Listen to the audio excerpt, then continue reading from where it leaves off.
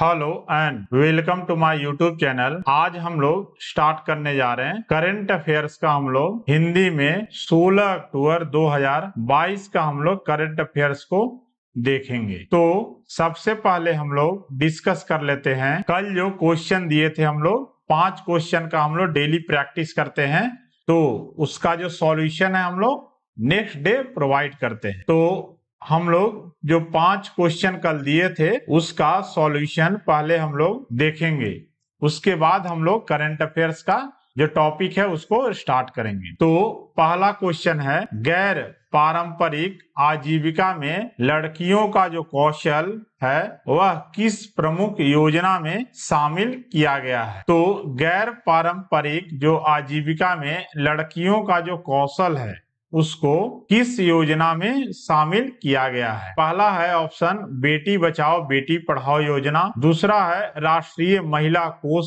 तीसरा पोषण अभियान, डी है प्रधानमंत्री मातृ वंदना योजना। तो जो गैर पारंपरिक आजीविका में जो है लड़कियों का जो कौशल है वह बेटी बचाओ बेटी पढ़ाओ योजना के अंतर्गत इसे शामिल किया गया है। तो सही उत्तर है ऑप्शन ए, बेटी बचाओ बेटी पढ़ाओ योजना। यह जो है बेटी बचाओ बेटी पढ़ाओ योजना, यह है महिला एवं बाल विकास मंत्रालय द्वारा यह योजना जारी किया गया है, महिला एवं बाल विकास मंत्रालय के द्वारा। और अभी जो मंत्री हैं महिला एवं बाल विकास मंत्री जो हैं वह हैं स्मृति ईरानी। इसके अंतर्गत जो है बेटी बचाओ बेटी पढ़ाओ योजना के अंतर्गत जो है वह लड़कियों को सशक्त बनाने के लिए गुणवत्तापूर्ण शिक्षा प्रदान करने के लिए जो जोर दिया गया, लड़कियों को सशक्त बनाने के लिए गुणवत्तापूर्ण शिक्षा प्रदान करने पर जोर दिया गया है बेटी बचाओ बेटी पढ़ाओ योजना के अंतर्गत। तो इसका सही उत्तर हो जाएगा ऑप्शन ए है बेटी बचाओ बेटी पढ़ाओ योजना। क्वेश्चन दूसरा है, कौन सा केंद्रीय मंत्रालय जो है वह one nation one grid one frequency और one national load dispatch centre से जुड़ा हुआ है। इसका ऑप्शन है संचार मंत्रालय, दूसरा है इलेक्ट्रॉनिक्स और आईटी मंत्रालय, तीसरा है विद्युत मंत्रालय, चौथा है विज्ञान और प्रौद्योगिकी मंत्रालय। तो यह जो है वन नेशन वन ग्रिड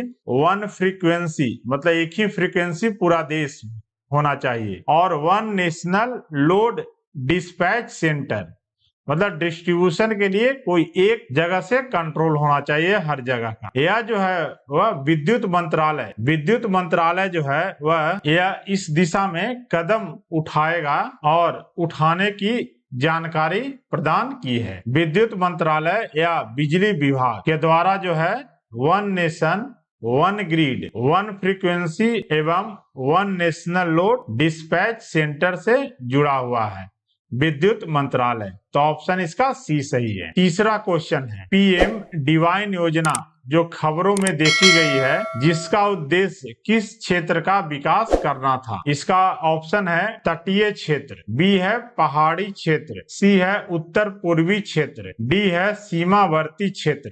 तो पीएम डिवाइन योजना जो है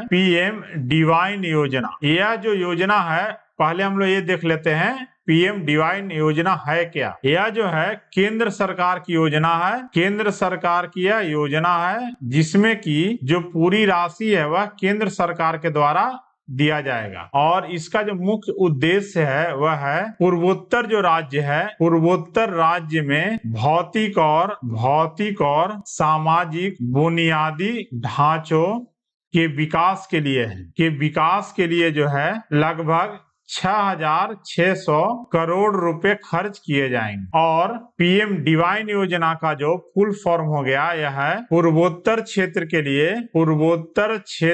लिए प्रधानमंत्री विकास पहल, यानी कि पीएम डिवाइन। और इसे जो कंट्रोल किया जाएगा, कौन इस योजना को कंट्रोल करेगा, तो वह है जो कंट्रोलिंग पावर जो होगा, कंट्रोल जो करेगा वह है पूर्वी क्षेत्र के विकास मंत्रालय, उत्तर पूर्वी क्षेत्र के विकास मंत्रालय जो है वह उसके द्वारा यह प्रशासित किया जाएगा और यह जो है पूरी तरह से केंद्र सरकार की ही योजना है। तो पीएम डिवाइन जो योजना है वह केंद्र सरकार की योजना है और लगभग 6,600 करोड़ रुपए जो है वह पूर्वोत्तर राज्य के भौतिक और सामाजिक बुनियादी ढांचों के विकास के लिए दिया जाएगा और यह जो राशि जो खर्च किया जाएगा वह है 2022-23 से 2025-26 तक, इन 3 वर्षों में इसे खर्च किया जाएगा और यह जो है उत्तर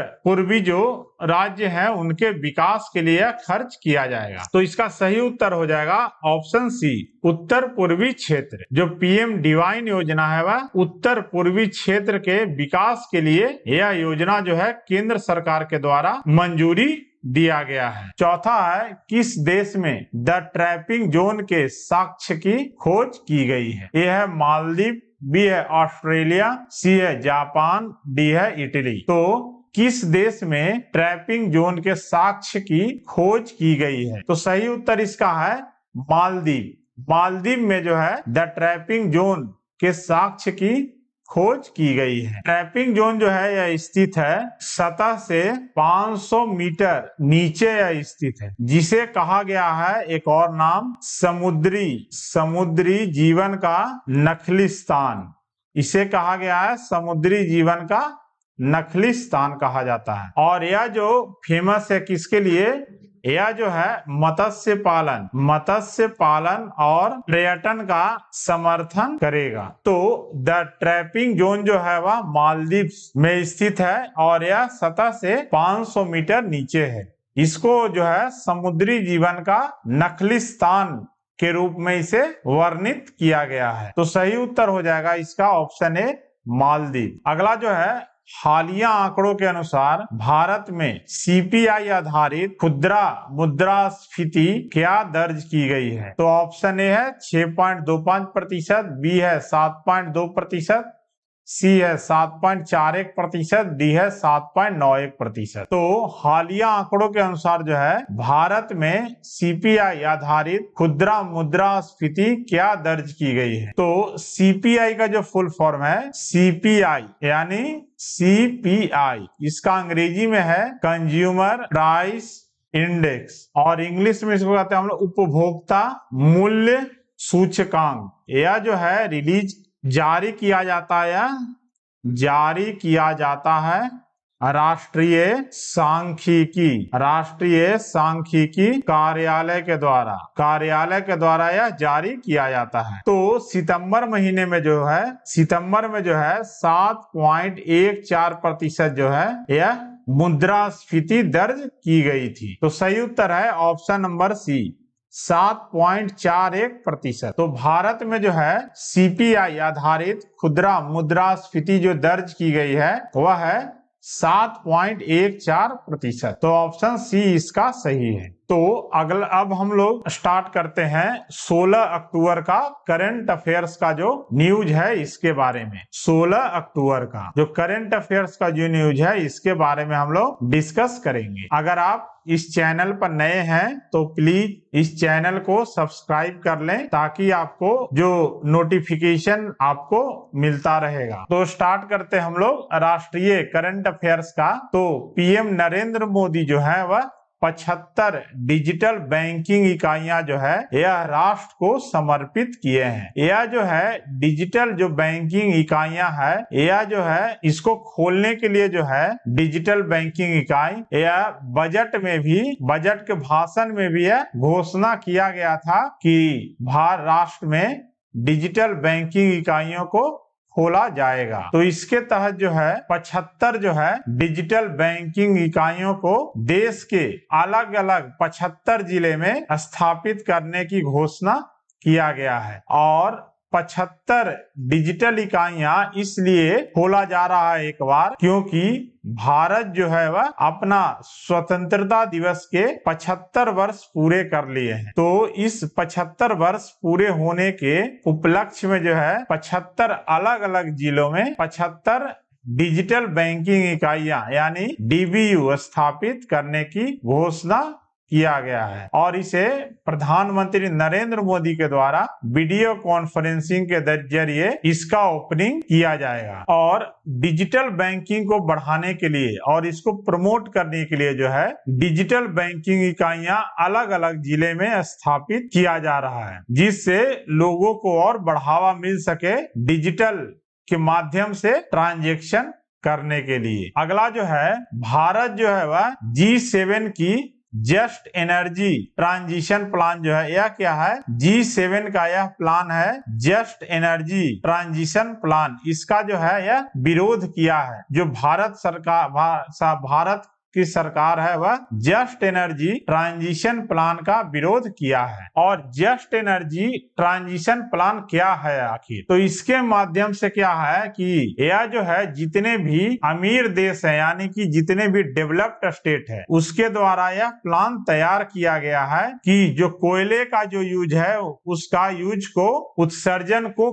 कम करने के लिए जो है यह डेवलप जो कंट्रीज है उसका यह एक प्लान है। और जो जस्ट एनर्जी ट्रांजिशन प्लान जो है अगर कोई जो विकासशील देश जो है वह अगर राजी होता है तो जो भी डेवलप्ड स्टेट है उसको फाइनेंशियली सपोर्ट करता है। और यह जो तर्क दिया जाता है जो भी डेवलप्ड कंट्रीज है कि कोयले का जो उपयोग है वह उपयोग जो है उसको कम से कम करें और उसका जो उत्सर्जन है उसको कम करें। तो जो बिजली मंत्रालय है वह जो है जस्ट एनर्जी ट्रांजिशन प्लान में सहमति देने से इनकार कर दिया है, क्योंकि भारत में क्या है कि भारत अभी विकासशील देश है और विकासशील देशों में जो है कोयले की उत्पत्ति ज्यादा होती है। जैसे बिजली उत्पादन में ही कोयले के द्वारा ज्यादा बिजली उत्पादन किया जाता है। जो भी जैसे थर्मल पावर प्लांट है तो इसमें क्या है कोयले के द्वारा ही ज्यादा उत्पादन किया जाता है। और जो डेवलप्ड स्टेट है उसमें अलग अलग जो है बिजली उत्पादन करने के लिए अलग अलग सेक्टर उसमें डेवलप्ड स्टेट में मौजूद है। जैसे कि न्यूक्लियर एनर्जी है, सोलर एनर्जी है, कहीं कहीं क्या विंड एनर्जी है प्रिवेलेंट है तो विंड एनर्जी अवेलेबल है। तो अलग अलग जो है एनर्जी का साधन वहां मौजूद है। तो भारत जो है वह विरोध किया है इसमें कि वह जस्ट एनर्जी ट्रांजिशन प्लान में शामिल नहीं होगा। अगला जो है वर्ल्ड यूनिवर्सिटी रैंकिंग जो है वह रिलीज कर दिया गया है 2023 का। यह जो है टाइम्स हायर एजुकेशन के द्वारा यह रिलीज किया जाता है। और जो भारत की तरफ से जो सबसे सर्वोच्च रैंक हासिल किया है वह है भारतीय विज्ञान संस्थान जो बेंगलुरु में स्थित है। जो भारतीय विज्ञान संस्थान जो है जो बेंगलुरु में स्थित है वह भारत में सबसे सर्वोच्च रैंकिंग पर है,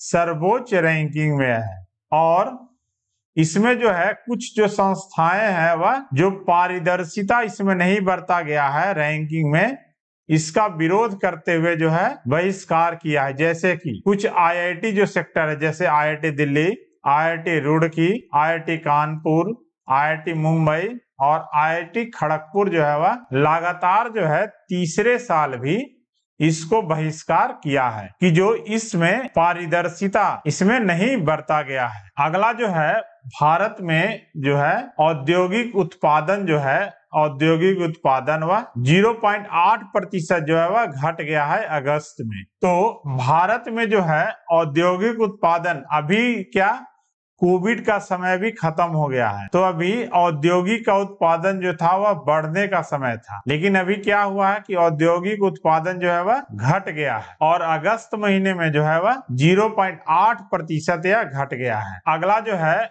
आरबीआई जो है मतलब भारतीय रिजर्व बैंक और सेबी जो है security and exchange board of India, यह जो है इंटर ऑपरेबल रेगुलरिटी सैंडबॉक्स के लिए जो है एक मानक संचालन प्रक्रिया जारी किया है। यह जो है नवोन्मेषी उत्पादों के प्रशिक्षण को सुविधाजनक बनाने के लिए जो है इंटर ऑपरेबल रेगुलेटरी सैंडबॉक्स के लिए एक मानक संचालन प्रक्रिया तैयार किया है। इसके तहत क्या जो होगा, जो आरबीआई का जो है फिनटेक विभाग जो है वह IORS के तहत क्या आवेदन प्राप्त करने के लिए एक नोडल बिंदु के रूप में कार्य करेगा। तो आरबीआई और सेबी जो है वह एक इंटर ऑपरेबल रेगुलेटरी सैंडबॉक्स के लिए क्या एक मानक संचालन प्रक्रिया जारी किया है। अगला जो है, जो भारत के प्रधानमंत्री हैं, उन्होंने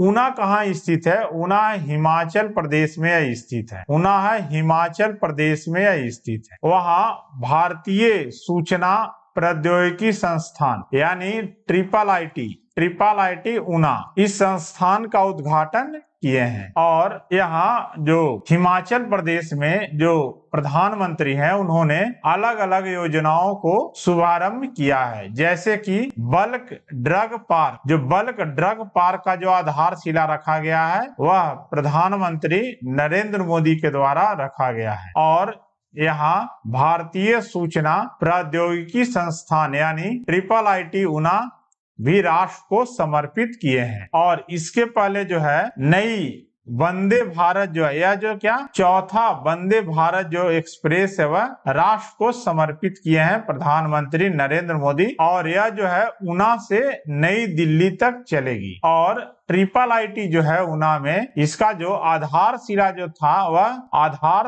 था वह प्रधानमंत्री नरेंद्र मोदी के द्वारा 2017 में यह आधारशिला रखा गया था और 2022 में इसका उद्घाटन किया गया यह संस्थान का। अगला जो है, राष्ट्रपति द्रौपदी मुर्मू उन्होंने IIT गुवाहाटी में जो है सुपर कंप्यूटर, जिसका नाम है परम कामरूप जो है वह सुपर कंप्यूटर है, जो कि IIT गुवाहाटी में जो है इसका जो उद्घाटन है वह राष्ट्रपति द्रौपदी मुर्मू के द्वारा किया गया है। और यह जो है सुपर कंप्यूटर व राष्ट्रीय सुपर कंप्यूटिंग मिशन के तहत यह जो है सुपर कंप्यूटर हर बड़े बड़े संस्थानों में दिया जा रहा है। और यह जो है दिया जा रहा है कि वहाँ रिसर्च प्रक्रिया में सुविधा मिल सके। इसके लिए जो है अलग अलग जो भी अच्छे इंस्टीट्यूशन है उसमें राष्ट्रीय सुपर कंप्यूटिंग मिशन के तहत सुपर कंप्यूटर वहाँ दिया जा रहा है। और इस सुपर कंप्यूटर का नाम है परम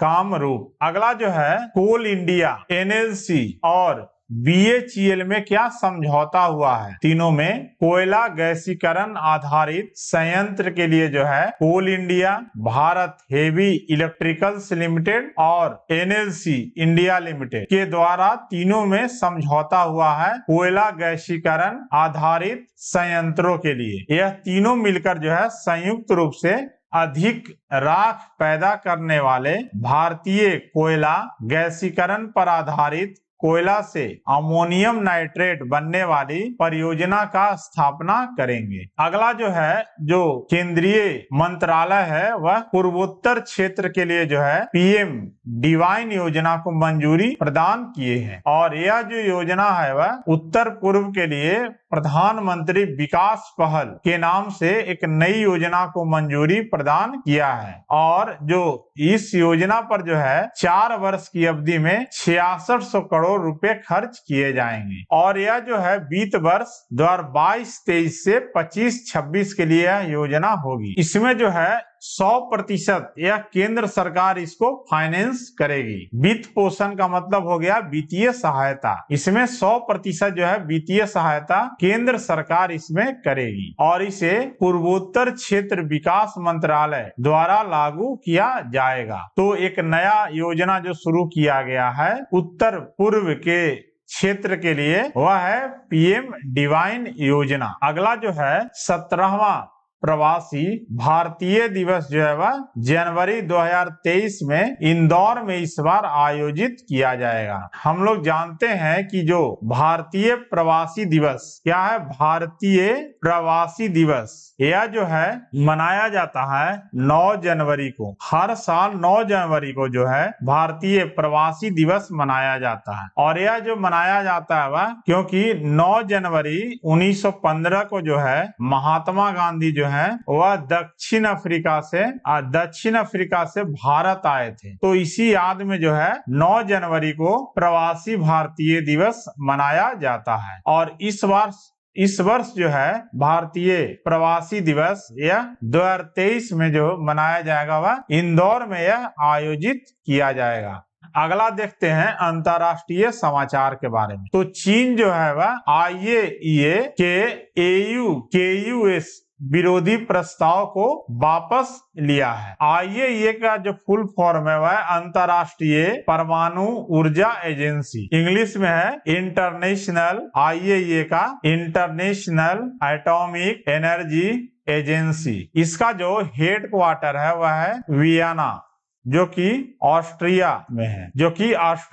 तो वियना में जो अंतर्राष्ट्रीय परमाणु ऊर्जा एजेंसी के आम सत्र में जो है चीन जो है वह AUKUS गठबंधन की आलोचना करने वाले मसौदा प्रस्ताव को यह निर्धारित करने के बाद वापस ले लिया है। जो AUKUS गठबंधन या इसको ऑकुस गठबंधन, यह जो गठबंधन है वह ऑकुस गठबंधन यह है ऑस्ट्रेलिया, यूनाइटेड किंगडम और अमेरिका, इन तीनों के क्या बीच एक है, यह तीनों के बीच है त्रिपक्षीय सुरक्षा समझौता है यह तीनों के बीच। कौन कौन सा देश हो गया? ऑस्ट्रेलिया, यूनाइटेड किंगडम और अमेरिका, इन तीनों के बीच जो है त्रिपक्षीय सुरक्षा समझौता है। इसका जो घोषणा किया गया था वह किया गया था 15 सितंबर 2021 को। और यह जो है समझौते के तहत क्या किया गया था कि जो यूनाइटेड किंगडम है और अमेरिका जो है वह यह दोनों मिलकर ऑस्ट्रेलिया को परमाणु ऊर्जा से चलने वाली पनडुब्बियों को अधिग्रहण करने में मदद करेंगे। तो यह जो ऑकुस गठबंधन जो हो गया वह 3 देशों के बीच यह क्या सुरक्षा समझौता है। यह जो देश है वह है ऑस्ट्रेलिया, यूनाइटेड किंगडम यानी इंग्लैंड हो गया और अमेरिका के बीच। इसमें क्या कहा गया है कि जो यूनाइटेड किंगडम है और अमेरिका, यह जो है ऑस्ट्रेलिया को परमाणु ऊर्जा से जो भी पनडुब्बियां जो चलती है उसको खरीदने यानी अधिग्रहण करने में यह दोनों मिलकर मदद करेगा। तो चीन जो है वह IAEA के ऑकुस विरोधी प्रस्ताव को वापस लिया है। अगला हम लोग देखते हैं कुछ जो महत्वपूर्ण जो सूचकांक जो रिलीज किए गए हैं और जो कुछ महत्वपूर्ण रिपोर्ट जो पब्लिश हुए हैं इसके बारे में। तो वैश्विक भूख सूचकांक 2022 यह जो है रिलीज कर दिया गया है और यह जो है रिलीज जो किया गया है वह कंसर्न वर्ल्ड वाइड के द्वारा और वेल्थ हंगर हेल्थ द्वारा इसे प्रकाशित किया गया है। यह जो है वैश्विक भूख सूचकांक जो है वह कंसर्न वर्ल्ड वाइड और वेल्थ हंगर हेल्थ के द्वारा प्रकाशित किया जाता है हर वर्ष। और भारत जो है इसमें 107वां रैंक पर है। और वैश्विक भूख सूचकांक जो है यह वैश्विक, क्षेत्रीय और राष्ट्रीय तीनों स्तर पर भूख को व्यापक रूप से मानने और ट्रैक करने का क्या एक उपकरण है। यह एक तरह का उपकरण है जो कि तीनों स्तर यानी वैश्विक, क्षेत्रीय और राष्ट्रीय स्तर पर जो है भूख को व्यापक रूप से नापने का एक उपकरण है। इसमें कौन कौन सा जो संकेतक है इस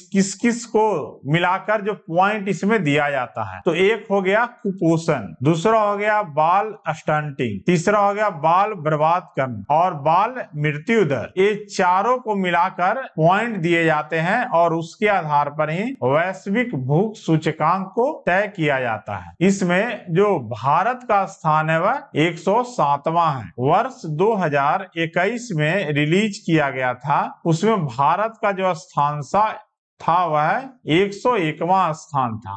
तो भारत अभी क्या है 6 स्थान फिसल गया है। कुछ जो एशियाई देश हैं वह भारत से ऊपर है। वह है श्रीलंका 64वें स्थान पर है, नेपाल 81वें पर है, बांग्लादेश 84वें पर है और पाकिस्तान जो है 99 नंबर पर है। तो वैश्विक भूख सूचकांक में भारत जो है वह 7वें नंबर पर है। अगला है लिविंग प्लैनेट रिपोर्ट 2022। यह जो लिविंग प्लैनेट रिपोर्ट है वह प्रकाशित जो करता है वह है world wide fund for nature WWF। यह जो संस्था है वह रिलीज करता है। यह जो क्या है द्विवार्षिक है, यानी 2 वर्षों में एक बार रिलीज होता है। यह जो रिपोर्ट है वह जो प्रकृति के बारे में ऑब्जर्वेशन है, जिसे वर्ल्ड वाइड फॉर नेचर के द्वारा प्रकाशित किया जाता है। और इसमें जो है इस रिपोर्ट में बताया जाता है कि जो वन्य जीव की आबादी है वह उसमें क्या क्या चेंज आ रहा है दिन प्रतिदिन, इसके बारे में यह रिपोर्ट में बताया जाता है। तो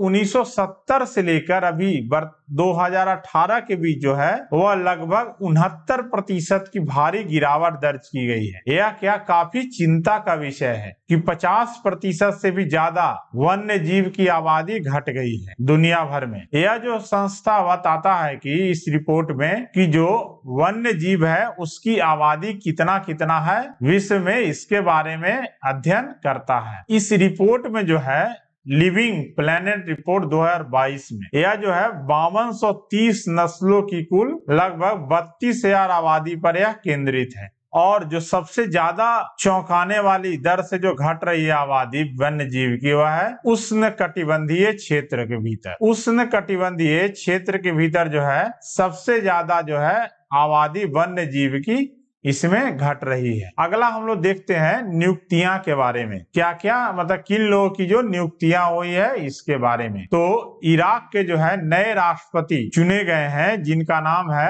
अब्दुल लतीफ राशिद। अब्दुल लतीफ राशिद जो है उनको इराक का नया राष्ट्रपति चुना गया है। तो अब्दुल लतीफ राशिद को इराक का नया राष्ट्रपति चुना गया है। अगला हम लोग देखते हैं इराक के बारे में कुछ, जैसे इराक की राजधानी कहाँ है। तो इराक की जो राजधानी है वह है बगदाद में, और इराक की जो मुद्रा है वह है दिनार। इराक की क्या मुद्रा है? दिनार। और इराक के जो प्रधानमंत्री है वह है मोहम्मद शिया अल सुडानी। मोहम्मद शिया अल सुडानी जो है वह इराक के प्रधानमंत्री हैं। और राष्ट्रपति जो बने अभी इराक के वह है अब्दुल लतीफ राशिद। अगला है डॉक्टर आदर्श स्वीका। इनको जो है कुवैत में भारत के अगले राजदूत नियुक्त किए गए हैं। तो आदर्श स्वीका को कुवैत में भारत का नया राजदूत नियुक्त किया गया है। तो जो कुवैत में भारतीय राजदूत जो नियुक्त हुए हैं उनका नाम है आदर्श स्वीका। अगला जो कुछ जो महत्वपूर्ण जो दिन मनाए गए हैं इसके बारे में हम लोग देख लेते हैं। तो है पहला अंतर्राष्ट्रीय ग्रामीण महिला दिवस। यह जो है हर साल 15 अक्टूबर को यह मनाया जाता है। यह हर साल 15 अक्टूबर को यह मनाया जाता है और इसका जो मुख्य उद्देश्य है कि जो ग्रामीण की महिलाएं हैं इनका इम्पोर्टेंस के बारे में लोगों के बीच जागरूकता उत्पन्न करना है। और यह जो है कि जो ग्रामीण की महिलाएं हैं वह कौन कौन सी आजीविका करती है और जो समाज के कल्याण में महत्वपूर्ण भूमिका निभाती है, तो इसको जो है लोगों के बीच जागरूकता फैलाना जरूरी है कि जो ग्रामीण की जो महिलाएं होती है वह लिमिटेड रिसोर्स में काफी कष्ट सहकर जो है समाज की कल्याण में महत्वपूर्ण भूमिका निभाती है। और क्या क्या जो महिलाओं को चैलेंजेस फेस करना पड़ता है ग्रामीण की महिलाओं को, इसका जो है लोगों के बीच जागरूकता फैलाना जरूरी है। और भारत में कृषि और किसान कल्याण मंत्रालय जो है कृषि के क्षेत्र में महिलाओं की जो भागीदारी है उसको बढ़ाने के लिए 2016 से ही क्या राष्ट्रीय महिला दिवस के रूप में इसे मनाया जाता है कि इसको जैसे प्रेरित होकर ज्यादा से ज्यादा जो महिलाएं हैं वह इसमें भाग ले सकें। और जो थीम रखा गया है इस वर्ष अंतर्राष्ट्रीय ग्रामीण महिला दिवस का वह है सभी के लिए अक्षय भोजन की खेती करने वाली ग्रामीण महिलाएं। यह जो है थीम है सभी के लिए अक्षय भोजन की खेती करने वाली ग्रामीण महिलाएं। अगला जो है विश्व छात्र दिवस। यह जो है मनाया जाता है यह भी 15 अक्टूबर को, और यह जो मनाया जाता है वह पूर्व राष्ट्रपति थे भारत के डॉक्टर एपीजे अब्दुल कलाम, इनके जो जन्म दिवस है उनको विश्व छात्र दिवस के रूप में मनाया जाता है। और जो एपीजे अब्दुल कलाम थे, इनको भारत रत्न भी मिला था। यह जो है भारत रत्न मिला था इनको, वह 1997 में इन्हें भारत रत्न से सम्मानित किया गया था। और जो अब्दुल कलाम है उनको प्यार से पीपुल्स प्रेसिडेंट के रूप में भी याद किया जाता है। और इनका जो जन्मदिन है, जो डॉक्टर एपीजे अब्दुल कलाम का जो जन्मदिन है, इनको छात्र दिवस के रूप में मनाया जाता है। और जो संयुक्त राष्ट्र संगठन है वह 15 अक्टूबर 2010 को ही संयुक्त राष्ट्र संगठन जो है वह शिक्षा को बढ़ावा देने की कोशिश के लिए डॉक्टर एपीजे अब्दुल कलाम को 79वें जन्म दिवस पर विश्व छात्र दिवस या विश्व विद्यार्थी दिवस के रूप में मनाने की घोषणा किया था। तो जो विश्व छात्र दिवस है वह हर साल 15 अक्टूबर को मनाया जाता है, क्योंकि इस दिन डॉक्टर एपीजे अब्दुल कलाम का जन्म हुआ था। अगला हम लोग खेलकूद से रिलेटेड करंट अफेयर्स के बारे में देखते हैं। तो अभी हाल ही में जो है एशिया महिला कप जो है यह T20 फॉर्मेट में जो है आयोजित किया हुआ है, जिसमें कि विजेता जो है वह भारतीय महिला क्रिकेट टीम बनी है और उप विजेता जो है श्रीलंका महिला क्रिकेट टीम। और भारत जो है वह 8 अभी तक संस्करण हुए हैं एशिया महिला विश्व कप का। यह जो है एशिया महिला कप का जो अभी तक 8 संस्करण हुए हैं, जिसमें 7 खिताब जो है वह भारतीय महिला क्रिकेट टीम है वह अपने नाम किए हैं। अगला हम लोग महत्वपूर्ण जो करंट अफेयर्स को प्रश्न जो है आज का हम लोग 5 प्रश्न आपको देंगे। आप इसको कमेंट सेक्शन में इसका आंसर बताइए। और कल हम लोग जो स्टार्ट करेंगे उस समय हम लोग इस 5 क्वेश्चन को पहले डिस्कस करते हैं, उसके बाद हम लोग स्टार्ट करते हैं करंट अफेयर्स का। यह जो है नया हम लोग ऐड किए हैं सेक्शन। अगर आपको यह अच्छा लग रहा है तो आप इसको कमेंट करके बता सकते हैं। तो पहला है लीड्स, यानी विभिन्न राज्यों में लॉजिस्टिक ईज। 2022 रिपोर्ट में लॉजिस्टिक्स इंडेक्स में कौन सा राज्य सबसे ऊपर है? ऑप्शन ए है तमिलनाडु, ऑप्शन बी है आंध्र प्रदेश, ऑप्शन सी है महाराष्ट्र, ऑप्शन डी है गुजरात। तो लीड्स रिपोर्ट 2022 में लॉजिस्टिक्स इंडेक्स में कौन सा राज्य सबसे ऊपर है? तो ऑप्शन है तमिलनाडु, आंध्र प्रदेश, महाराष्ट्र, गुजरात। इसका जो आंसर आप कमेंट सेक्शन में हमको कमेंट करके इसका बताइए। अगला जो है किस संस्था द्वारा जो है लिविंग प्लैनेट रिपोर्ट 2022 जो है यह जारी किया गया है? ऑप्शन ए है world wide fund, option B है यूएनईपी, ऑप्शन सी है यूनेस्को, ऑप्शन डी है FAO। तो किस संस्था द्वारा लिविंग प्लैनेट रिपोर्ट 2022 जारी किया गया है? World wide fund, UNEP, UNESCO, FAO। इसका जो उत्तर है आप कमेंट बॉक्स में हमको प्रोवाइड करें। अगला है पीट द्वीप, जहां सैकड़ों पायलट व्हेल मृत फंसे हुए थे, वह क्या किस देश में स्थित है? जो पीट द्वीप है जहां सैकड़ों पायलट व्हेल मृत फंसे हुए थे, वह किस देश में स्थित है? ए है संयुक्त राज्य अमेरिका, बी है न्यूजीलैंड, सी है जापान, डी है इंडोनेशिया। तो पिट द्वीप जहां सैकड़ों पायलट व्हेल मृत फंसे हुए थे, वह किस देश में स्थित है? ए है संयुक्त राज्य अमेरिका, बी है न्यूजीलैंड, सी है जापान, डी है इंडोनेशिया। इसका सही उत्तर आप नीचे कमेंट बॉक्स में हमको दें। अगला है लुप्त प्राय सिलेंडर लोरिश के लिए भारत का पहला अभयारण्य किस देश या केंद्र शासित प्रदेश में स्थापित किया जाना है? इसका ऑप्शन है असम, ए, बी है तमिलनाडु, सी ऑप्शन है गोवा, डी ऑप्शन है कर्नाटक। तो लुप्त प्राय सिलेंडर लोरिश के लिए भारत का पहला अभयारण्य किस राज्य या केंद्र शासित प्रदेश में स्थापित किया जाना है? ए है असम, बी है तमिलनाडु, सी है गोवा, डी है कर्नाटक। इसका सही उत्तर आप कमेंट सेक्शन में हमको बताएं। अगला है CSIR और नीति आयोग क्या रिपोर्ट के अनुसार जो है सीसा विषाक्तता के कारण कौन सा देश सबसे अधिक स्वास्थ्य और आर्थिक बोझ उठाता है? ए है अफगानिस्तान, बी है नेपाल, सी है भारत, ऑप्शन डी है श्रीलंका। तो CSIR नीति आयोग की रिपोर्ट के अनुसार सीसा विषाक्तता के कारण कौन सा देश सबसे अधिक स्वास्थ्य और आर्थिक बोझ उठाता है? ए है अफगानिस्तान, बी है नेपाल, सी है भारत, डी है श्रीलंका। तो इसका भी आप सही उत्तर कमेंट बॉक्स में बताएं। So thanks for watching my video. Please like, subscribe and share my video. अगर आप नए हैं तो प्लीज इस चैनल को सब्सक्राइब कर लें ताकि आपको नोटिफिकेशन मिलता रहे।